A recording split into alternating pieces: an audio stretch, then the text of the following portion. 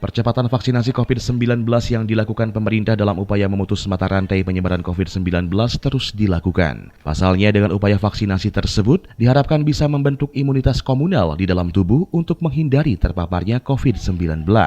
Menurut Kapolres Zainal, gelaran gerai vaksin presisi Polres Sukabumi Kota ini akan terus dilakukan. Bahkan menurutnya, terdapat 16 titik gerai vaksin yang disediakan di berbagai wilayah Kota Sukabumi untuk memudahkan masyarakat dalam melaksanakan vaksin. Dirinya menambahkan, kegiatan ini juga dilakukan bersama dengan instansi luar seperti Dinas Kesehatan Kota Sukabumi serta Kodim 0607 Sukabumi.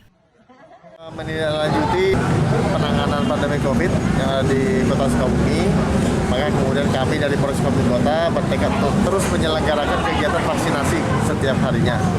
Di mana kegiatan ini kami kolaborasikan dengan pihak Dinas Kesehatan Kota Sukabumi, kemudian dari Kodim 0607 Kota Sukabumi juga, yang mana tujuannya untuk kemudian memperkuat imunitas masyarakat. Untuk target untuk hari ini yang akan kami lakukan kegiatan ini sebanyak 2.000 dosis, di mana tersebar di 16 titik.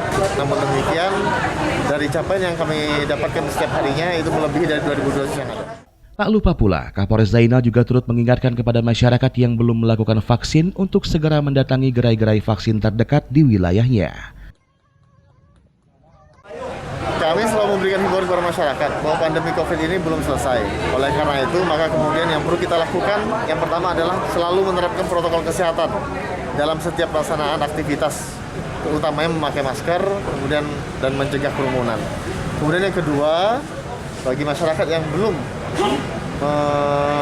menerima vaksinasi sampai dengan dosis 3, marilah kita bersama-sama untuk menjaga kekebalan pribadi kita masing-masing, karena pada saat kekebalan pribadi itu sudah terbentuk, secara bersama-sama akan membentuk kekebalan komunal dengan cara mengakses fasilitas vaksinasi yang dilaksanakan baik oleh pihak Dinkes, kemudian dari Kodim 0607 maupun dari Polres Sukabumi Kota.